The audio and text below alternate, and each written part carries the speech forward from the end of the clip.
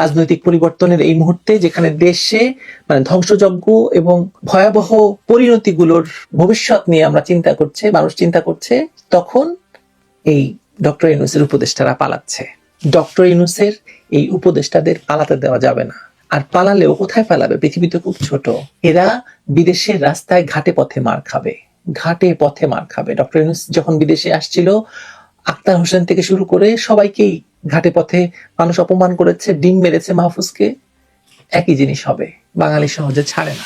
ফয়েজ তাইয়েবের দেশ ত্যাগ একটি অত্যন্ত সময় সংবেদনশীল ঘটনা। তিনি প্রধান উপদেষ্টার বিশেষ সহকারী হিসাবে প্রতিমন্ত্রীর মর্যাদা ভোগ করতেন এবং টেলিকম, ডিজিটাল ইনফ্রাস্ট্রাকচার ও ডাক খাতে বিপুল ক্ষমতা এবং নীতিগত নিয়ন্ত্রণ করতেন, যার মধ্যে 550 কোটি টাকার আইসিটি অবকাঠামো প্রকল্প সহ একাধিক বড় আকারের চুক্তি অনুমোদনের ও বাস্তবায়নের দায়িত্ব ছিল। এমন সময়ে তার হঠাৎ বিদায় না নিয়ে দেশ ছাড়া, যার জন্য তিনি নেদারল্যান্ডসের পাসপোর্ট ব্যবহার করেছেন এবং ইমিগ্রেশন কর্তৃপক্ষের সাথে অনিয়মিত ব্যবহারের অভিযোগ তার বিরুদ্ধে রয়েছে। এটা শুধু আইনগত নয়, নৈতিকভাবেও অগ্রাহ্য করা যাবে না। তার বিরুদ্ধে দুর্নীতির অভিযোগ শুধু একটা নয়, এটি নগদের 150 কোটি টাকার আত্মসাৎ করার তার বিরুদ্ধে অভিযোগ রয়েছে। মোবাইল ফাইন্যান্সিয়াল সার্ভিসে ব্যাপক অনিয়ম হয়েছে বলে সেখান থেকে তার অর্থ তছরূপের অভিযোগ রয়েছে। প্রশাসক মোহাম্মদ এজাজের চুক্তি বাতিল এবং তার ব্যক্তিগত কর্মকর্তা আতিক মোর্শেদ এবং স্ত্রীর দুদক তলব পর্যন্ত বিস্তৃত হয়েছে। এসব ঘটনার মধ্যে একটি সামঞ্জস্যপূর্ণ নাম্বার রয়েছে: ক্ষমতা কেন্দ্রীভূত করা, নীতিগত সিদ্ধান্তের অন্ধকার প্রক্রিয়া এবং প্রশাসনিক জবাবদিহিতার সম্পূর্ণ অবহেলা তার বিরুদ্ধে রয়েছে। প্রতিমন্ত্রী পদমর্যাদা সম্পন্ন একজন উপদেষ্টার এভাবে পালিয়ে যাওয়া কেবল ব্যক্তিগত ব্যর্থতা নয়, এটি পুরো ইউনূস সরকারের বিশ্বাসযোগ্যতা ধরে টান দিয়েছে এবং এই বিশ্বাসযোগ্যতার প্রশ্ন শুরু থেকে তোলা হয়েছিল। বাংলাদেশের রাজনৈতিক আকাশে ঝড়ের মতো পরিবর্তনের হাওয়া বইছে এখন। ডক্টর মোহাম্মদ ইউনূসের নেতৃত্বাধীন অন্তর্বর্তীকালীন সরকারের উপদেষ্টা পরিষদের সদস্যরা যেন হঠাৎ করেই লোকচক্ষুর আড়ালে চলে যাচ্ছেন। ক্যামেরা দেখলেই তারা ভয় পালাচ্ছেন, কাউকে তো খুঁজে পাওয়া যাচ্ছে না। এমনকি নির্বাচনের দিন তারা কোথায় কোথায় কে ভোট দিয়েছেন সে খবরও আমরা জানতে পারিনি। কেউ সরাসরি বিদেশে পালিয়ে যাচ্ছেন না বলে দাবি করলেও খবর চাউর হয়েছে যে অনেকে লাল পাসপোর্ট জমা দিয়ে সবুজ পাসপোর্ট জোগাড় করে তড়িঘড়ি করে দেশ ত্যাগের প্রস্তুতি নিয়েছেন। এই পরিস্থিতিতে সবচেয়ে আলোচিত নাম হয়ে উঠেছে ফয়েজ আহমেদ তাইয়েবের, প্রধান উপদেষ্টার বিশেষ সহকারী এবং ডাক, টেলিযোগাযোগ এবং তথ্য প্রযুক্তি মন্ত্রণালয়ের দায়িত্বপ্রাপ্ত ব্যক্তি। তার দেশ ত্যাগের খবর এমন এক সময় এসেছে যখন তার বিরুদ্ধে 100 কোটি টাকার দুর্নীতির অভিযোগ উঠেছে। এটি শুধু একজন ব্যক্তির গল্প নয়, বরং সমগ্র অন্তর্বর্তীকালীন প্রশাসনের সততা এবং জবাবদিহিতার প্রশ্নকে সামনে নিয়ে এসেছে। তিনি নিজেকে দায়িত্ব পালনে অভিযুক্ত হয়ে দেশ ছাড়ছেন, তিনি কিভাবে অন্যদের সততার উপদেশ দিতে পারেন? এই প্রশ্নটি এখন জনমনে ঘুরপাক খাচ্ছে, কারণ তিনি ফেসবুকে স্ট্যাটাস দিয়ে বলছেন তিনি মানুষের কাপড় খুলে দেবেন। খুলুন না, আপনাকে তো কেউ নিষেধ করেনি, আপনি হুমকি দিচ্ছেন কেন? আসলে আপনার নিজের কাপড়ের ঠিক নেই, এই জন্য আপনি অন্যের কাপড় সামলাতে বলছেন। ফয়েজ আহমেদ তাইয়েবের যাত্রা শুরু হয় 2024 সালের জুলাই মাসে, যখন এই ভয়ঙ্কর রাজনৈতিক অস্থিরতার মধ্যে তাকে বিদেশ থেকে এনে আইসিটি পলিসি অ্যাডভাইজার হিসেবে নিয়োগ দেওয়া হয়। পরবর্তীতে 2025 সালের মার্চ মাসে তাকে প্রতিমন্ত্রীর মর্যাদায় প্রধান উপদেষ্টার বিশেষ সহকারী করা হয়। অল্প সময়ের মধ্যে তার হাতে কেন্দ্রীভূত হয় বড় অঙ্কের প্রকল্প অনুমোদন এবং নীতিগত সিদ্ধান্তের ক্ষমতা। কিন্তু এই ক্ষমতার সাথে অভিযোগের ঝড় উঠে।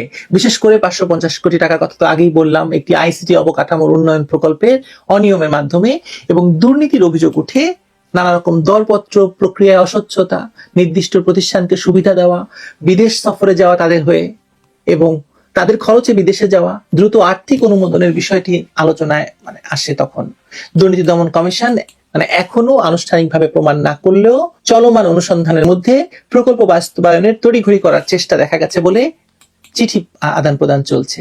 এছাড়া মোবাইল ফিনান্সিয়াল সার্ভিস, নগদের সাথে যুক্ত দুর্নীতির ঘটনার ব্যাপকভাবে আলোচনায় আসে। তখন নগদের নিয়োগ প্রক্রিয়ায় অনিয়ম এবং 150 কোটি টাকা আত্মসাতের অভিযোগ ওঠে তার বিরুদ্ধে, যেখানে তার ব্যক্তিগত কর্মকর্তা আতিক মোর্শেদ এবং তার স্ত্রীকে দুদকে তলব করা হয়। এসব ঘটনায় তাইয়েবের ক্ষমতার অপব্যবহারের অভিযোগ রয়েছে, যা তিনি ফেসবুকে বকে দেওয়া বলে উল্লেখ করেছেন। কিন্তু এর পেছনে গভীরতর সমস্যাও লুকিয়ে আছে। এই অভিযোগের মধ্যেই হঠাৎ তার দেশ ত্যাগের খবর আসে। নির্বাচনে ভোট না দিয়ে তিনি চলে যান বিদেশে। গণমাধ্যমের রিপোর্ট অনুসারে তিনি নেদারল্যান্ডসের পাসপোর্ট ব্যবহার করে দেশ ছাড়েন।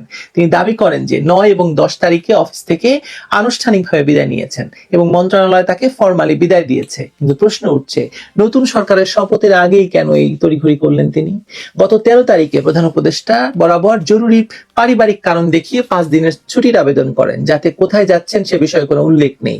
ইমিগ্রেশন সূত্রের দাবি, তার কোনো গভর্নমেন্ট অর্ডার বা জিও ছিল না এবং চ্যালেঞ্জের মুখে এসবি চিফ গোলাম রসুলের মাধ্যমে ইমিগ্রেশন ক্রস করেন তিনি।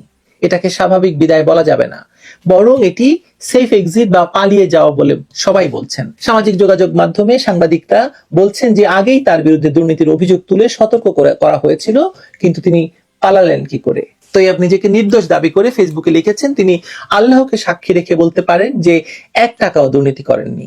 আসলে দুর্জনের সবচাইতে বড় আশ্রয়স্থল তো ধর্ম এবং দেশপ্রেম। ডক্টর ইউনূস যেরকম দেশপ্রেমের দোহাই দিয়ে 18 মাস ধরে দুর্নীতি আর এই দুর্জনগিরি করেছেন, তিনিও তাই করেছেন। তার সাগরেদ তো তাই করবে, তাই না? তিনি দাবি করেন, মানে এইটাই দাবি করেন যে টেলিকম খাতে দুর্নীতির প্রধান উৎস হচ্ছে লাইসেন্স দেওয়া, এবং তিনি কোনো লাইসেন্স দেননি। বাহ, লাইসেন্স ছাড়া আর কোনো দুর্নীতি সেখানে নাই, এটা বললে বিশ্বাস করবেন? ভিওআইপি হয়নি, এবং ভিওআইপির সঙ্গে কারা কারা জড়িত, বিটিআরসির কারা কারা জড়িত সেটা সবাই জানে। তিনি তার সময় করা বিভিন্ন সংস্কারের তালিকা তুলে ধরেছেন, মানে বিরাট বড় তালিকা। এই তালিকা নিয়ে কথা বলতে চাই না। তিনি বলেছেন তার বিরুদ্ধে যদি দুর্নীতির কথা বলা হয়, হিসাব করে কথা বলতে বলেছেন, এবং মুখ খুললে অনেকের প্যান খুলে যাবে। দিন না প্যান খুলে, আগেই তো বললাম যে প্যান খুলে দিন। যদি তিনি এতটাই স্বচ্ছতা আনার চেষ্টা করে থাকেন, তাহলে দুদকের অনুসন্ধান চলাকালীন কেন দেশ ছাড়লেন? তার বিরুদ্ধে তো আরো অভিযোগ রয়েছে। তার পছন্দের কোম্পানিগুলোকে টেলিযোগাযোগ খাতের কাজ দেওয়া, ডিবি দিয়ে সাংবাদিক এবং মোবাইল ব্যবসায়ীদের তুলে নিয়ে হয়রানি করা, এসব অপকর্মের জবাব না দিয়ে চুপিসারে পালিয়ে যাওয়া কি সততার পরিচয়? প্যান তো আপনার খোলা ভাইয়া। এই ঘটনা অন্তর্বর্তীকালীন সরকারের উপদেষ্টাদের সততাকে তো এসি তেসি করে দিয়েছে। ইউনূসের ক্যাবিনেট সৎ এবং যোগ্য মানুষ বেছে নেওয়ার দাবি তো আছেই, কিন্তু দুর্নীতির কথা তো সবার বিরুদ্ধে আছে। নূরজাহান বেগমের এপিএস 300 কোটি টাকা মেরে চাকরি হারিয়েছে। আসিফ মাহমুদ সজীব ভুইয়ার এপিএস এর একই কেস। আমি আসিফ মাহমুদ সজীব ভুইয়াকে নিয়ে আলাদা একটি এপিসোড করব। আসিফের নিয়োগকৃত ঢাকা উত্তরের প্রশাসক মোহাম্মদ এজাজের চুক্তি এক্সটেনশন দেওয়া হয়নি, দুদক তার দেশ ত্যাগে নিষেধাজ্ঞা দিয়েছে। এসব ঘটনায় উপদেষ্টাদের স্বাক্ষরের মাধ্যমে হাজার হাজার কোটি টাকার দুর্নীতি ঘটেছে বলে প্রমাণ বেরোচ্ছে। তৈয়বের ক্ষেত্রে যেমন তার স্ত্রী প্রেমের যুক্তি দিয়ে দেশ ত্যাগ, যেখানে তিনি দেশের টানে ছুটে এসেছিলেন বলে দাবি করেছিলেন, এটি প্রশ্নবোধক। দেশপ্রেম না ক্ষুধা, এই বিতর্ক এখনো অমীমাংসিত। এমন নিয়ম করা উচিত ছিল যে এই সরকারের উপদেষ্টারা 60 দিনের মাধ্যমে সকল জবাবদিহিতা করে তারপরে দেশ ত্যাগ করবেন। 60 দিন আগে তারা দেশ ত্যাগ করতে পারবেন না। কিন্তু এই যে 108টি নীলপদ্ম সম্পর্কে জনমনের ইতিমধ্যেই যা ভয়াবহ অবস্থা হয়েছে, তাদের জনসম্মুখে আসা তো দূরের কথা, কেউ তারা আসলে এর পরবর্তী বহু বছর মানুষের সামনে আসতে পারবে না। প্রিয় দর্শক, ইউনূস সরকারের শেষ সময়ে এসেও উপদেষ্টারা যে ভাষায় বক্তব্য দিচ্ছেন, যেভাবে কথা বলছেন, তা স্রেফ মিথ্যাচার এবং মানুষকে মানসিকভাবে নির্যাতন করার শামিল অনেকখানি। অন্তর্বর্তী সরকারের সময় নাকি মত প্রকাশের জন্য কোনো সাংবাদিককে জেলে যেতে হয়নি, এমন মন্তব্য করেছেন পরিবেশ, বন, জলবায়ু, তথ্য এবং সম্প্রচার বিষয়ক মাননীয় উপদেষ্টা সৈয়দা রিজওয়ানা হাসান। তিনি কি বলছেন? রোববার একটি অনুষ্ঠানে সাংবাদিকদের প্রশ্নের জবাবে বলছেন যে অন্তর্বর্তী সরকারের সময় মত প্রকাশের জন্য কোনো সাংবাদিককে জেলে যেতে হয়নি। সাংবাদিক আনিস আলমগীর এবং মঞ্জুরুল আলম পান্নাকে মত প্রকাশের জন্য জেলে যেতে হয়নি। রাষ্ট্রযন্ত্রের কাছে নিশ্চয়ই ভিন্ন কোনো তথ্য ছিল, আমাদের কাছে আরো বেশি তথ্য আছে, সব তথ্য সব সময় বলা যায় না। এই মানুষটার বক্তব্যের পরতে পরতে মিথ্যাচার। সৈয়দা রিজওয়ানা হাসানকে চ্যালেঞ্জ করছি, ওপেন চ্যালেঞ্জ। আপনার কাছে কি তথ্য রয়েছে সেটি প্রকাশ করতে হবে সাংবাদিক আনিস আলমগীর কিংবা আমার বিষয়ে। এবং কোনো সাংবাদিককে নাকি নির্যাতন করা হয়নি, জেলে যেতে হয়নি, কি ভয়ঙ্কর হাস্যকর একটি কথা।